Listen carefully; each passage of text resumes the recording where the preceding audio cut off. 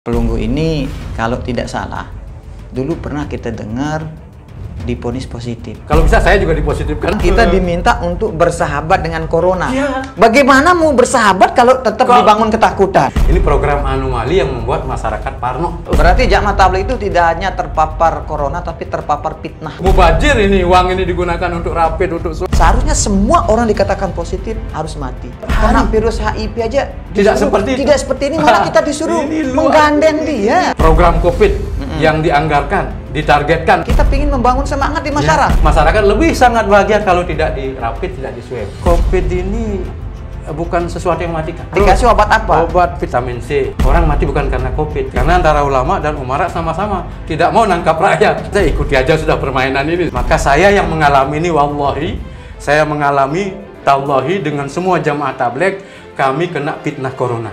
Dia dituduh positif, dipositifkan ya. Anda ini sudahlah hadapi sudah fitnah COVID ini. COVID yang kedua ini COVID memperpanjang drama corona.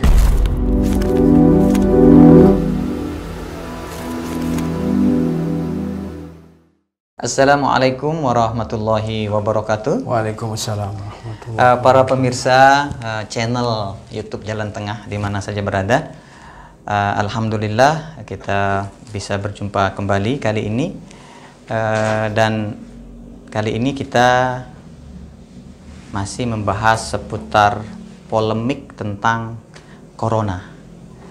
Dan di studio sudah hadir Bapak Haji Muhammad Husni Tamrin, okay? Beliau ini salah satu anggota DPRD Kota Mataram 5 periode. Masya Allah. Astagfirullah. Dan beliau juga aktif di dakwah ya, aktif di dakwah. Kenapa kita hadirkan beliau, dan mohon maaf ini Pak Ustadz, kenapa kita hadirkan Pak Ustadz? Karena setiap orang yang berbeda, atau corona ini kan dua versi. Ada orang yang artinya biasa saja menyikapinya, ada orang yang berlebihan menyikapinya. Nah, ketika ada orang biasa menyikapinya, itu terkesan disalahkan gitu. Nah, sekarang pelunggu ini kalau tidak salah, dulu pernah kita dengar divonis positif. Gimana ceritanya itu? Ya, mungkin saya atau kami lah dari jamaah tabligh ini kalau tidak mengalami atau tidak memiliki pengalaman empirik, mungkin sikap kami sama dengan kebanyakan orang yang menganggap corona ini menakutkan gitu. Oh. Tapi setelah kami oleh Allah ditakdirkan mengalami pengalaman empirik di lapangan ya, ada 3025 jamaah tabligh yang terperiksa se-NTB. 35.000? 3.500. 3.025 orang. 3.025 orang. Datanya mungkin masih berkembang ini kan, karena masih ada di lapangan. Iya, iya. Ini yang terperiksa dari seluruh kabupaten kota. Kemudian yang dianggap positif itu, yang dipositifkan bagi kami. Kami memahami yang dipositifkan. Yang dipositifkan itu 155. Nah, dari sejak mereka ditangkap, kenapa kami pakai bahasa ditangkap? Karena protapnya kan ngambilnya malam hari. Jam 11 malam pakai pasukan astronot. Karena mungkin undang-undang seperti itu mungkin ya. Protapnya. Ya. Protap ini kebijakan sebenarnya kepala daerah bisa merubah itu kan. Protap ini kami sebenarnya usulkan seperti itu.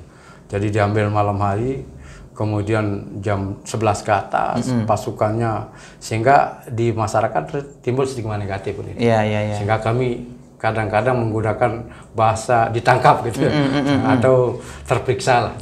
Diambil dari 3.025 orang itu, kemudian dikatakan positif itu 155 orang. Sejak mereka diambil atau ditangkap, kemudian dikarantina. Setelah dikarantina, diperiksa dan dikatakan positif, diisolasi lagi di rumah sakit. Ada yang sampai 2 bulan, ada yang sampai 45 hari, paling sedikit 11 hari. 11 hari itu mereka dari sejak awal sampai mereka pulang setelah negatif, itu tidak ada perubahan kesehatan. Karena mereka dituduh corona dengan nomenklatur OTG. orang tanpa gejala. Orang tanpa gejala. Tanpa gejala. Kalau kita mempermasalahkan nanti mekanisme atau prosedur pengambilan pasien-pasien ini, mungkin kita akan disalahkan Pak Ustadz. Kalau itu oke lah, nggak usah lah kita bahas itu. Cuman sekarang yang kita ingin Pak Ustadz sampaikan, dari pasien-pasien yang dikatakan positif corona tadi, teman-teman Pak Ustadz, termasuk Pak Ustadz sempat juga dikatakan positif, tetapi hasil pemeriksaan di Bali dikatakan negatif, ya sudah di rapid juga, sudah di swab juga gitu.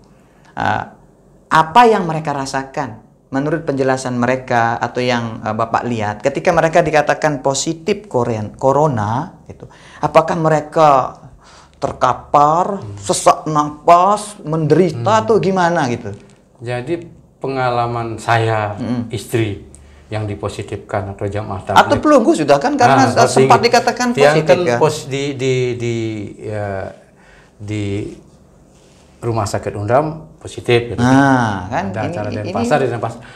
Tidak ada sama sekali gejala yang kita rasakan, yang merasakan sakit itu kan kita kan.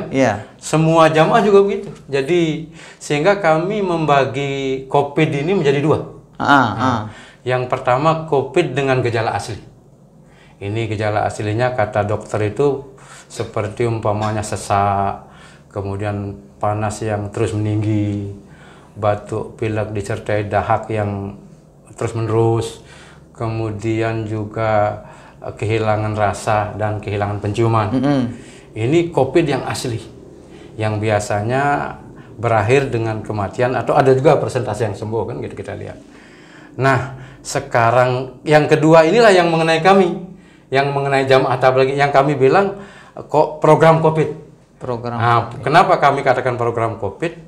Setelah Sri Mulyani Menteri Keuangan memerintahkan pemerintah provinsi kabupaten mereposisi anggaran, kami lagi bahas tadi di kantor, maka semua daerah melakukan reposisi dominan untuk program COVID gitu. Nah, sehingga kalau orang bertanya kapan COVID ini berakhir, ya kalau pemerintah berhenti mengambil atau menangkap masyarakat, artinya target programnya jangan terlalu besar. Kita lihat umpamanya seperti di Semenep. Di Semenep itu zero COVID. Karena antara ulama dan umara sama-sama tidak mau nangkap rakyat. Tidak mau merapid rakyat, tidak mau muswab rakyat. Gitu. Karena sebagaimana kemarin Dokter Herman katakan kan, COVID ini bukan sesuatu yang mematikan. Dihadapi dengan bahagia, dengan senang saja. Bahkan COVID ini dikatakan kalau dihadapi senang dia lewat. Dalam 7 hari kalau imun lemah, antibodi datang. Ini dari pendekatan medis yang kami dengar dari Dr. Herman, antibodinya kemudian menguatkan sehingga imunnya jadi kuat gitu. Sehingga bagi kami, tadi kami usulkan di kantor DPR, kalau begitu biarlah pemerintah ini, gubernur, bupati ini sosialisasi program COVID asli saja. Tidak perlu program COVID yang dianggarkan, ditargetkan gitu kan. Umpamanya saya dengar kemarin dari ID Kota kan target sampai Agustus 5.000 orang dirapid, 5.000 orang di swab. Ini kan memperpanjang stigma negatif di masyarakat. Coba contoh Sampang, Semenep gitu. Atau Gubernur NTT yang tidak mau menerima program ini kan gitu. Kembali ke tadi jamaah yang dikatakan positif tapi OTG. Ketika dia dinyatakan dia nih OTG, orang tanpa gejala. Misal ini, kalau orang demam berdarah kan demam tinggi, trombosit turun. Bisa dianalisa ketika trombosit naik, demamnya sudah tidak ada, kan dikatakan sembuh. Ini jamaah-jamaah tabligh yang dikatakan positif tapi dia tanpa gejala, dari mana dia mengatakan bahwa dia sembuh gitu? Karena dia tanpa gejala, dia sehat-sehat saja gitu. Inilah yang kami katakan program anomali, program yang berbeda antara teori dengan praktik di lapangan kan. Mereka kan sehat, cuma mereka diisolasi, diswab, ketika negatif dipulangkan. jadi rata-rata kan mereka hanya negatif. Di sana makan, kemudian ada yang mau makan makanan, ada yang tidak minum pil, minum obat yang dikasih, menunggu. Seperti saya punya istri sendiri yang dikatakan positif kan, saya suruh terima sudah apa namanya ujian ini. Tapi istri sekarang sembuh? Sudah sembuh. Kalau menurut keterangan istri, dia kan dinyatakan positif, lalu dirawat. Di kamar itu dia sendiri atau? Dia sama anak saya yang kecil, yang umur 1 tahun 6 bulan. Ini kan terus kalau kan katanya ini penularannya sangat cepat. Ya, dan awalnya istri saya saja yang siang saya antar, karena dikatakan sebenarnya kami bukan di hotel itu, bukan melarikan diri. Malamnya kan dijemput di rumah. Saya baru pulang dari Denpasar, kemudian musyawarah. Sebenarnya saya mau bawa istri ke Denpasar juga untuk perbandingan kan, tapi kan tidak ada penyeberangan. Ya kami musyawarah minap di hotel. Saya katakan karena saya dianggap positif di sini, di Bali negatif, kamu pasti ditarget positif, saya bilang gitu. Ternyata malamnya betul, malam Selasa ada kabar dia positif. Akhirnya kami dapat daftar di UNRWA. Saya bilang sama saya, sudahlah hadapi saja ini fitnah ini. Mas saya begini, Pak Ustadz, enggak kembali ke yang tadi orang positif, lalu dirawat di sebuah ruangan, di dalam ruangan itu dia sendiri atau ada orang sehat yang menemani. Nah tadi penjelasan Pak Ustadz mengatakan istri sama anak. Ya. Berarti anak pelunggu juga positif. Anak saya itu malam hari ada rilisnya positif. Oh, positif. Saya sangat senang. Saya bilang sama Pak Dokter. Terus alhamdulillah anak saya positif karena dia masih ASI kan. Yeah. Saya bilang saya bawa dia. Kalau bisa saya juga dipositifkan, nggak apa-apa. Biar bisa sekamar sama-sama. Saya karena ini permainan bagi kami, yakin ini permainan. Benar. Saya bilang kalau bisa sekalian saja. Umur anak tadi berapa? 1 tahun 6 bulan. 1 tahun 6 bulan. Dia masih ASI. Karena sekarang ini ada tersebar berita juga banyak anak terpapar corona katanya. Nah anak pelunggu yang umur 1 tahun 3 bulan tadi ya? 6 bulan. 6 bulan itu ketika dikatakan positif, apa yang penyakit? Nggak ada, sehat. Santai saja. Santai saja. Bahkan di sana main kerjanya. Nggak pernah dikasih minum obat sama istri saya. Dikasih obat sama dokter, obat virus, vitamin, tapi nggak pernah. Karena kita ada dokter spesialis. Kalau keluarga kami sakit, kami ke sana gitu. Dibuang semua. Yang nunggu swab sehat pulang. Istri saya ini kan 2 kali rapid test kan non reaktif. Harusnya kan tidak ada bibit. Kalau dokter-dokter Denpasar bilang kalau non reaktif tidak ada bibit. Tapi karena sudah dipaksa di swab, disiapkan mobil, saya tidak ada waktu itu. Lagi di Denpasar, saya bilang saya ikuti aja sudah permainan ini, saya bilang gitu. Nah ketika saya bawa, sudah ikuti aja. Anak hanya di swab 2 kali negatif ya pulang gitu. Jadi makanya ini saya lihat COVID yang kedua ini COVID memperpanjang drama corona gitu. 3025 jamaah. 3025. Tapi yang positif itu 300 ya. Yang positif itu 155. Tapi masih bisa berkembang. 155. Ya. Semuanya orang tanpa gejala. OTG. Nah, makanya ini yang tadi yang mau tanyakan ke pelunggu, baik pelunggu yang menangani mereka atau pelunggu yang positif itu sulit sehingga kita mengukur orang tanpa gejala, bagaimana kita katakan dia sedang sakit dan bagaimana mengukur dia sudah sehat gitu. Ya inilah karena dia gaib. Orang tanpa gejala kan gaib, anomali medis ini kan. Dari dulu orang sakit yang datang ke rumah sakit kan, sekarang orang sakit dicari-cari. Ini saya katakan anomali medis, anomali kesehatan. Sehingga saya lihat ini, kenapa saya katakan program COVID ya, maksudnya COVID jilid 2 saya katakan. Kalau yang asli memang mungkin terjadi kan, tapi kalau program COVID jilid 2 ini ada beberapa yang sifatnya anomali, seperti umpamanya nomenklatur. Ini berubah-ubah kan. Pertama orang tanpa gejala, kemudian carrier. Setelah carrier kontak tracking. Nah, sekarang yang dikembangkan imun yang lemah. Sehingga jangan heran nanti kalau semua dirapid. Karena semua imunnya lemah, kata para dokter kan. Setiap orang yang imunnya lemah, maka dia akan dirapid. Saya kemarin ketemu dengan Direktur Rumah Sakit Provinsi. Saya silaturahmi kan. Dokter Provinsi pun mengatakan, Direktur Rumah Sakit Provinsi, RSUD Provinsi mengatakan, ini yang 3 kelompok yang mudah terpapar, kata dia. Yang pertama adalah balita, karena pembentukan imunnya belum sempurna, baru mulai pembentukan imunnya kan. Yang kedua adalah orang yang ada penyakit penyerta. Bagi saya bukan penyerta, penyakit utama ini. Orang mati bukan karena COVID, tapi karena penyakit utama, penyakit diabetes, jantung, kemudian apa namanya dan lain sebagainya. Atau kalau kita berbicara ajal karena ajalnya. Gitu. Nah, artinya bukan karena COVID. Kalau saya tetap penyakit utama, tapi mereka penyakit penyerta katakan, karena imunnya juga lemah. Yang ketiga lansia yang imunnya mulai berkurang. Ini memang dari sononya, dari Allah, sunatullah ini. Oke. Dari 100 sekian jamaah tabligh itu ada enggak lansia? Ada enggak orang tua maksudnya? Ada orang tua. Ada orang tua. Tapi OTG juga. Ketika dikatakan positif, dia tidak menunjukkan lemah, tidak lemah. Bahkan kami beri setiap kami keliling, mulai dari Labuan Lombok, Bayan, kemudian Lombok. Ditanya enggak ke mereka ketika kami berikan bayan hidayah. Ketika mereka di karantina sebelum positif, kami berikan hidayah. Anda ini sudah fitnah COVID ini. Anggaplah Anda huruf fisabilillah. Kami suruh buat program, dia buat taklim, buat sholat malam. Pokoknya buat sebagaimana mereka huruf. Terus sehingga mereka ini disatukan atau masing-masing orang satu kamar? Ada yang 5 orang disatukan. Satu kamar gitu. Ya. Disatukan rata-rata, bahkan ada audio dan videonya, mereka sehat, lari pun kuat. Coba lihat yang dari Penuja itu, yang dari rumah sakit RSUD jalan sampai ke Penuja kan, itu yang sebenarnya dia mau nyiapkan bulan puasa ngasih uang keluarganya, setelah itu dia mau serahkan diri ke RSUD, kemudian mau kantor polisi, ditangkap di tengah sawah kan, padahal dia mau kembali itu. Tapi narasi yang berkembang di media ini kan mau menstigma kami semua kan, berarti jamaah tabligh itu tidak hanya terpapar corona tapi terpapar fitnah. Memang yang kami rasakan memang stigma negatif, fitnah yang sangat besar. Seperti Tuan Guru Mustahik di utara itu kan di media dikatakan oleh Pak Bupati kan, dia tidak akan menswab sebenarnya mau sosialisasi, padahal dia sudah datang sebelumnya mengatakan akan terjadi swab.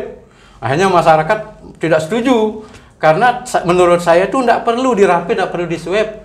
Masyarakat akan lahir antibodinya sendiri. Nanti dia imunnya lemah, itu takdir Allah, naik turun imun kita kan. Ketika dia lemah, antibodinya kata Dokter Herman datang ya lewat itu COVID itu kan. Sehingga tidak perlu mubazir ini, uang ini digunakan untuk rapid, untuk swab kan. Habis uang negara ini kan. Lebih baik untuk kesejahteraan gitu. Kalau artinya ini pengalaman empirik kami ya. Kalau kami bukan dokter, makanya kami kutip dari Dokter Herman yang dari segi medis, kami ada pengalaman empirik di lapangan kan, gitu. Karena pernah diponis positif, juga ngurus teman-teman yang positif. Dari teman Pelunggu yang dikatakan positif itu ada yang meninggal dunia? Tidak ada yang meninggal dunia. Tidak ada yang meninggal dunia. Dari ditangkap, kemudian di karantina, dirawat segala macam itu berapa lama itu? Berapa lama? Yang paling cepat itu 11 hari. 11 hari. Ada yang sampai 2 bulan. Menurut keterangan mereka dikasih obat apa dia? Apa obat COVID, obat corona? Istri saya sendiri kan. Saya kontak terus. Dikasih obat apa? Obat vitamin C. Kemudian obat virus, antivirus. Virus apa? Tapi kebanyakan tidak mau minum. Persentase mereka tidak, karena mereka sehat. Mereka ada perasaan takut, jangan-jangan sebab ada yang lapor kepada kami ketika minuman obat itu pusing kepalanya, ketika tidak minum malah sehat gitu. Ada yang lapor. Jadi pengalaman seperti ini pengalaman empirik ini. Benar gitu. Jadi kita di sini berbicara bukan sebagai pakar virus, bukan sebagai praktisi kesehatan, tetapi sebagai orang yang mengalami gitu. Saya sendiri mengalami. Dan tujuan kita bukan membuat gaduh, bukan menyebarkan pro dan kontra. Kita ingin membangun semangat di masyarakat itu, supaya jangan yang sakit ini terhinakan, dianggap dia harus dijauh segala macam. Jangan sampai yang sehat ini artinya trauma berlebihan, fobia gitu. Parno. Oh, ini pernah kena orang jadi takut gitu. Karena begini, berbicara tentang jamaah tabligh yang ke gua, ini kan dulu awalnya siapa yang jamaah tabligh ke gua itu kena katanya gitu kan. Nah, dari 3.000 ini yang diperiksa ini, kan bisa jadi orang-orang ini dia, misal di 50 orang ini dia bersama, atau 3.000 ini dia bersama-sama. Buktinya yang positif itu hanya 100 sekian orang.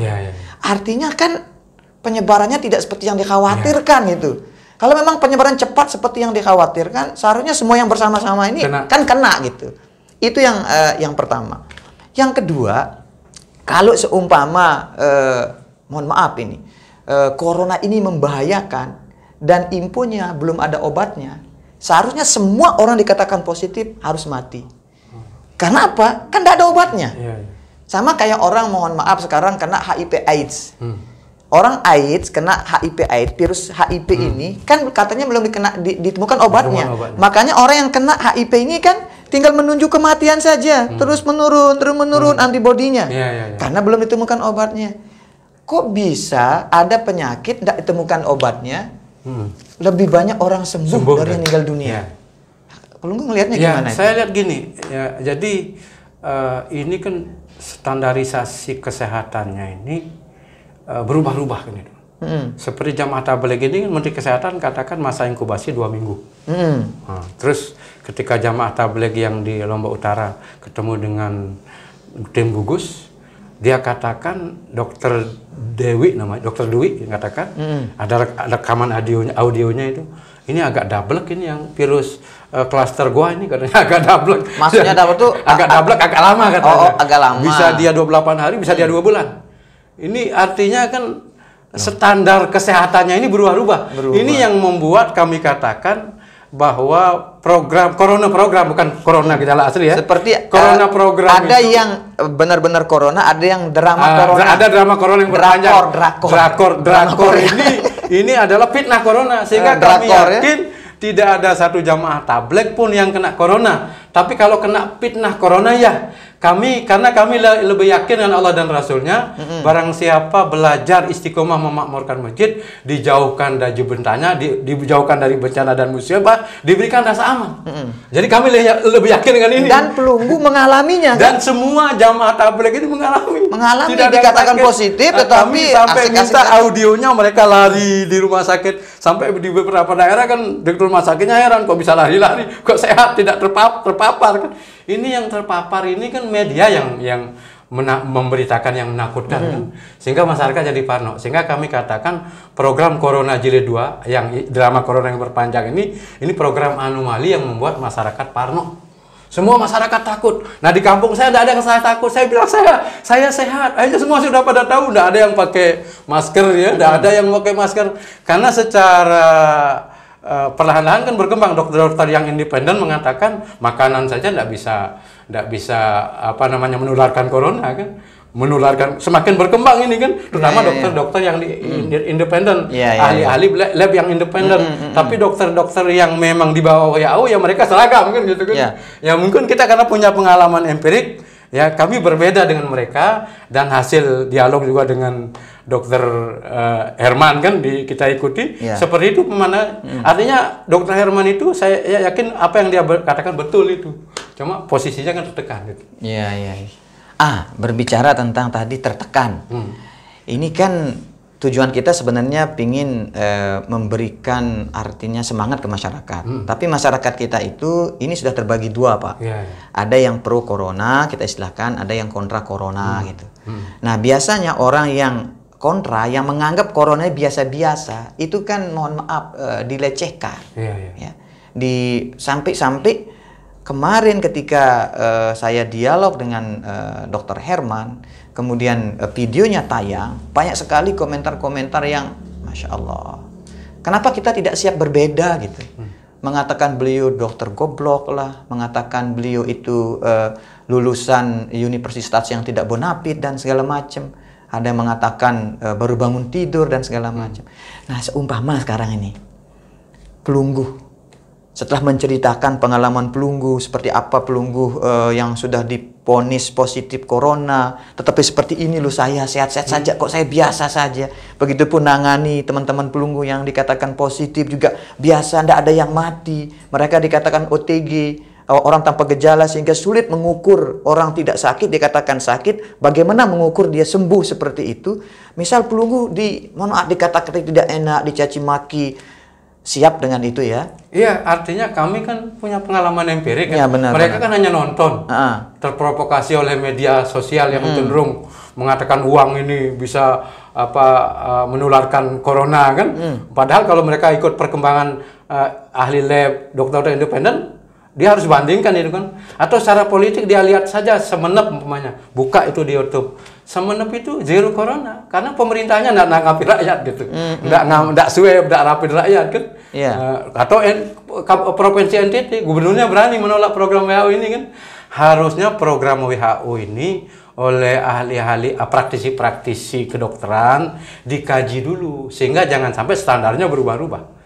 Memang kata ahli-ahli ilmu kedokteran kan yang namanya ilmu kan berkembang terus. Tapi ini obyeknya kan manusia ini, bahaya ini. Kalau obyeknya infrastruktur tidak apa-apa, kalau bangunan-bangunan fisik. Ini obyeknya kan manusia, harusnya dikaji dulu. Dikaji dulu kayak ada presiden yang mencoba rapid test di binatang, di buah-buahan. Itu kan ada presiden Tanzania. Nah, itu harusnya dikaji dulu oleh para praktisi kesehatan Indonesia ini kan.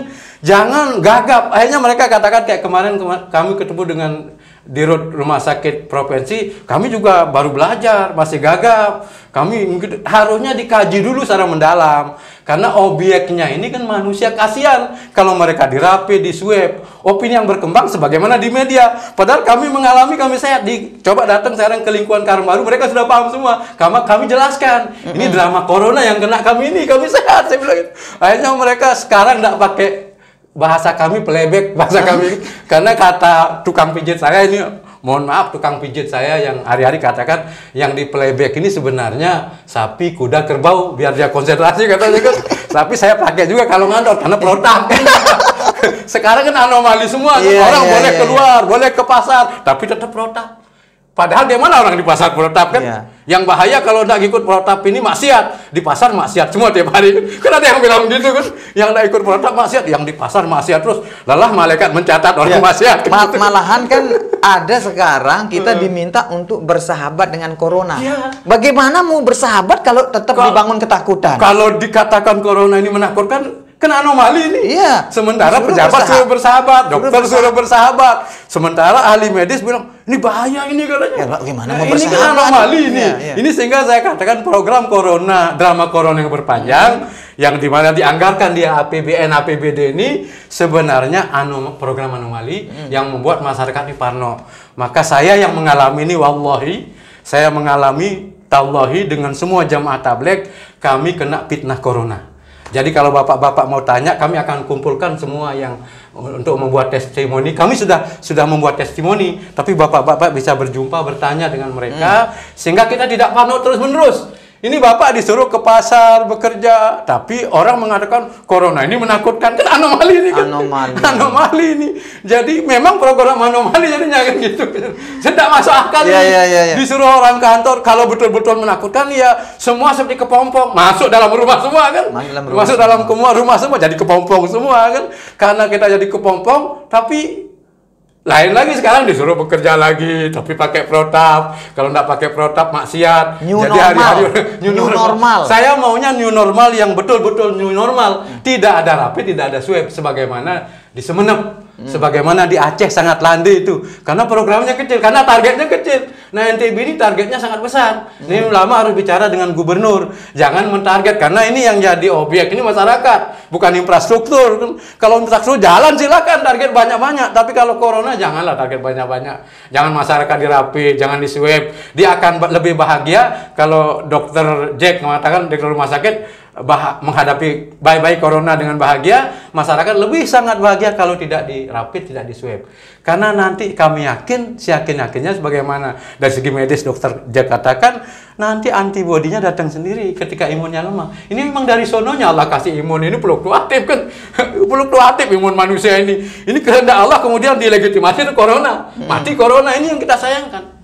Tetapi ini pengalaman kami, pengalaman empirik. Adapun kalau ada yang berbeda, ya silakan kaji. Dokter-dokter independen, jangan yang memang dia sudah dari awal tanpa melakukan kajian sehingga standarnya berubah-ubah, harus bentuk tim independen untuk mengkaji ini. Betul nggak corona yang OTG, kemudian carrier, kontak tracking dengan nomenklatur imun yang lemah ini betul-betul menakutkan? Atau hanya drama corona yang diperpanjang? Kami yakin yang corona jilid 2 ini tidak ada yang namanya terpapar itu kemudian mengenai orang lain. Ya kalau kami kena, kami tiap hari taklim di 2 masjid. di Karangbaru sudah kena semua. Rapid test mereka tidak kena. Kami hari Ba'da Maghrib di Babu Salam kami taklim ya. Ba'da subuh di Masjid Nurul Yakin kami taklim. Karena mereka takut, mereka rapid semua non reaktif. Jadi ini berarti bohong kan gitu kan? Semua non reaktif. Orang-orang Tapi ngomong-ngomong Pak Ustadz, dari semua jamaah tabligh yang dinyatakan positif sudah sehat semua? Sudah sehat semua. Ada beberapa yang mungkin lagi persentasenya sudah 99%. Masih ada yang dirawat saat ini? Masih ada yang dirawat. Dan itu bisa lari-lari. Kemarin kami minta sama direktur, ada satu orang dari Sumbawa pindahkan ke Mataram. Karena OTG. Hanya dipindahkan dikelola, ditangani oleh RSUD Provinsi. Ya kami berterima kasih lah. Tapi tolong jangan diperpanjang lah. Drama corona yang ada beberapa poin yang bisa saya tangkap dari pengalaman pelunggu Pak Ustadz. Yang pertama, namanya sakit. Sakit itu sudah bagian dari kehidupan. Kadang-kadang kita sehat, kadang-kadang kita sakit. Dan ketika kita kena virus corona, kita sakit ini, tidak usah berpikir akan mati, oh ini aib, akan menular. Ketika sakit, ya diobati saja, bisa sembuh. Buktinya, jamaah tabligh, malah ada yang tidak minum obat. Banyak tidak minum obat. Tidak minum obat. Jadi benar Pak Dr. Herman katakan, bisa sembuh dengan sendirinya. Ada juga saya baca di pernyataan Menteri Kesehatan, itu virus yang orang yang sakit dengan virus ini bisa sembuh dengan sendirinya, katanya seperti itu kan? Ya, memang betul. Kemudian yang kedua, tetap berhati-hati.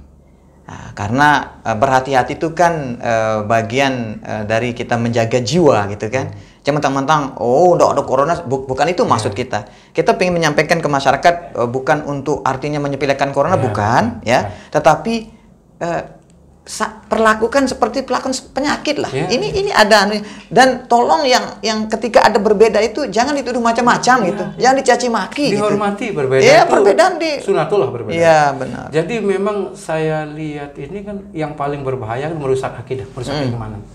Orang takut berlebihan kepada makhluk yang namanya corona. Tapi tidak takut sama Allah. Padahal mati itu bukan karena corona. Tapi begini nih, ada yang menarik nih Pak Ustadz. Ada menarik nih Pak Ustadz. Ketika istri Pak Ustadz itu dibawa ke rumah sakit, di berita itu kita lihat dia bukan di rumah, diambil atau istilah Pak Ustadz ditangkap gitu, di hotel gitu. Nah, Pak Ustadz sudah tahu positif lalu ke hotel untuk mengamankan diri, atau tidak tahu diri positif karena memang ada kegiatan liburan atau apa di hotel? Saya kan setelah di Denpasar itu tanggal 2 saya balik, karena di hari Ahad itu saya balik. Sebenarnya Senin ada penerbangan ditutup. Saya lewat bawah gitu kan. Saya pulang mau jemput istri saya, karena menurut saya untuk alibi bahwa saya ini kena corona di Mataram saya dibilang positif, istri saya harus positif. Kan banyak jamaah tabligh gitu. Seperti Abah Hadin di Karangkemong. Dia dituduh positif, dipositifkan ya. Kemudian istri anaknya setelah di rapid test non reaktif, tapi semua di swab, semua positif, diambil. Ini alibi nih. Nah, kalau kajian saya itu ini alibi, harus gitu kan. Maka saya jemput istri saya. Saya waktu itu sudah pulang karena malam saya minum tidak di rumah, di markas saya minum, markas tabligh. Kemudian paginya saya suruh istri saya datang. Kita ke Denpasar aja cari perbandingan karena kamu pasti positif. Jadi firasatnya seperti itu kan. Karena istri orang dikatakan positif. Kalau saya positif di sini kan, kalau dibalik ke negatif. Nah, saya bilang kita ke Denpasar aja. Maka saya pamitan pagi ke kakak saya di BTN. Di BTN saya pamitan, saya mau ke Bali gitu. Ternyata tidak boleh nyebrang, hanya barang aja yang boleh. Maka saya musyawarah di hotel menunggu kamu rilisnya masih positif. Ternyata malam betul positif gitu. Akhirnya kami musyawarah untuk di Unram saja isolasi. Terima sudah ini daripada kita dikejar-kejar kan. Terima saja sudah ini ujian, saya bilang gitu kan. Adapun jamaah tabligh yang 100 sekian dikatakan positif itu istrinya rata-rata positif. Ada yang positif, ada yang enggak. Ya ada yang di swab, ada yang tidak. Tidak semua. Tidak tahu apa standarnya, tidak ngerti kita kan. Tidak ngerti kita standarnya. Ya kita serahkan bagi kami ini fitnah akhir zaman ini. Ujian akhir zaman ya. Jadi kami memahami seperti itu. Kita hadapi saja dengan tenang. Makanya Direktur Rumah Sakit, bahkan Pak Wali Kota katakan jamaah tabligh ini luar biasa menghadapi COVID ini kan. Imunnya sangat kuat. Saya bilang orang dia memang di mana saja dia buat program kan, jangankan di rumah sakit, di penjara aja dibuat taklim kan. Ini ujian kan bagi kami, ujian bagi kami, tenang saja. Benar. Nah, jadi saya sendiri juga diisolasi di Denpasar. Ada menarik tadi dari pernyataan Pelunggu, fitnah akhir zaman. Fitnah akhir zaman. Artinya kalau corona ini adalah ujian, mudah-mudahan kita semua lulus dengan nilai yang baik. Ya. Tapi kalau corona ini godaan, banyak orang telah tergoda. Ya. Kenapa? Ya kan masjid berubah, Jumat berubah. Kalau kita anggap ini godaan gitu kan, berarti kan banyak orang sudah tergoda. Gitu. Makanya stigma yang mereka tidak rasakan, stigma di masyarakat. Bagi mereka jamaah tabligh 3.000 itu sudah di stigma, sudah di stigma negatif. Nah ini yang orang yang jualan nasi tutup, sampai saya itu tiap hari nerima orang nangis, istri-istri mereka yang nangis. Karena dia jualan nasi, baru diambil sama tim gugus, sudah diumumkan oleh kepala lingkungan dia kena COVID. Padahal belum diperiksa. Allah. Akhirnya dia jualan nasinya pun tidak boleh jualan. Mereka belanja ditolak. Karena provokasi media kan. Provokasi media bahwa uang ini menyebarkan. Ini begitu kami letihnya menghadapi, kami turun keliling, kemudian menerima telepon tiap hari. Kami kan ditunjuk sebagai tim advokasi, edukasi dan kesehatan di jamaah tabligh. Orang yang kena virus HIV aja tidak seperti ini, malah kita disuruh menggandeng dia. Ini luar biasa. Disuruh kita menghargai dia gitu. Fitnah ini luar biasa, fitnah bagi kami pahami ini fitnah ini luar biasa. Tapi yang namanya fitnah, Allah uji kita melalui makhluk yang lain untuk memfitnah kita. Kalau kita sabar kan tinggi nilainya di akhirat. Itu yang kami target, yang kami berikan kepada kawan-kawan ini. Alhamdulillah Pak Ustadz ya, dengan dialog kita ini mudah-mudahan lah masyarakat semakin bersemangat. Bersemangat artinya kita bisa kalahkan corona ini. Kita bisa hidup seperti biasa. Kalaupun ada yang sakit, ada yang berbeda pendapat itu, ya sudahlah, mari kita bersama-sama saling menguatkan, bersama-sama saling memotivasi gitu. Karena kalau begitu berbeda terus kita segala macam ini, kita akan tidak bisa kalahkan corona. Malah corona akan ketawa-ketawa ngelihat kita gitu kan. Terima kasih kami ucapkan kedatangannya. Pingin rasanya kami berlama-lama dengan Pelunggu. Tapi kami sadari kesibukan Pelunggu, dan mudah-mudahan nanti dengan teman-teman yang tadi Pelunggu katakan sempat satu positif. Cerita, boleh. Ada cerita yang ini, istri saya kan malamnya dicari di rumah. Saya di hotel sama istri kan, karena di kampung ini istilahnya mereka masih gaduh, belum bisa terima kita. Kami di hotel. Nah tiba-tiba setelah pamitan pagi kan kami ke Denpasar, di rumah. Ibu mertua Tiang tinggal satu orang kakak Tiang, kakak dari istri, kakak dari istri. Jadi malam jam 1 digedor karena ada di Karangbaru kan di rumah Tiang, digedor. Ada satu orang kakak ipar Tiang itu yang ahli zikir, tidak pernah keluar rumah zikir aja di rumah. Dia kaget jam 1. Maka camatnya katakan, mana ini rumahnya Rita Rati? Iya, ini rumahnya Rita Rati. Sekarang di mana dia? Oh tadi pagi dengan suaminya izin ke Bali sama anak-anaknya. Karena masyarakat tidak paham, camat yang menangkap tidak paham semua. Dia bilang sama kakak ipar saya, wah Pak Husni Tamrin tidak merasa berdosa bawa virus sama istrinya kemana-mana, katanya gitu. Akhirnya kakak saya karena tidak pernah keluar rumah, ya kena virus apa ipar saya, kakak saya, adik saya katanya. Tidak tahu ya, ipar kamu kena corona, sebentar lagi mati. Dia bingung kan. Dan sekarang adik kamu, istrinya ipar kamu, Pak Husni Tamrin, kena corona juga. Nanti nyusul mati katanya. Tambah kaget dia. Oh gitu ya. Terus kamu berapa menit ketemu dengan adik kamu dan dengan ipar kamu ketika dia pamitan ke Bali? Hanya beberapa menit. Besok kamu, kata Pak Camat ini, Pak Camat marah, besok kamu ini datang ya ke rumah sakit ya. Kamu ini juga bahaya OTG kamu ini. Sudah bersentuhan dengan orang yang OTG. Akhirnya betul paginya camat jemput, kemudian antar ke RSUD, setelah rapid test ternyata non reaktif. Hanya dianterin pulang. Dia bilang juga, ini kan kakak ipar saya kan tidak tahu menahu. Dia bilang, kamu ini walaupun non reaktif, tapi namanya OTG lebih berbahaya, bisa mati. Hanya dia tidur 2 minggu. Dia tidur aja. Ini ipar saya mati, Husni Tamrin. Sebentar lagi adik saya mati katanya. Terus setelah 2 hari dia buka laptop. 1000 orang mengomentari saya yang nginep di Hotel Makta itu. 1000 orang semua parno komentar.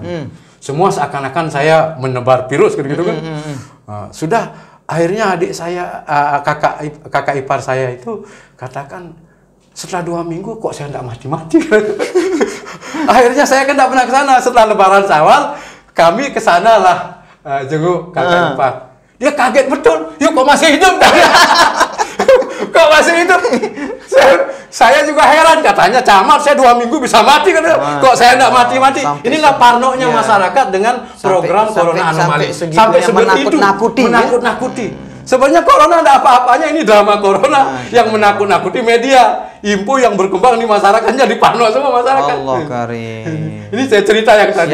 Ini cerita juga mudah-mudahan bisa menjadi pelajaran bagi kita semua. Akhirnya kepada para pemirsa di mana saja berada, kami bukan bermaksud untuk membuat pro dan kontra. Kami tidak akan artinya menganggap sepele sebuah penyakit, tetapi kami ingin membuka khazanah berpikir kita. Hadanallahu wa iyyakum ila sabilil falah wal muwaffiq ila aqwamit thoriq. Wassalamualaikum warahmatullahi wabarakatuh. Waalaikumsalam warahmatullahi wabarakatuh.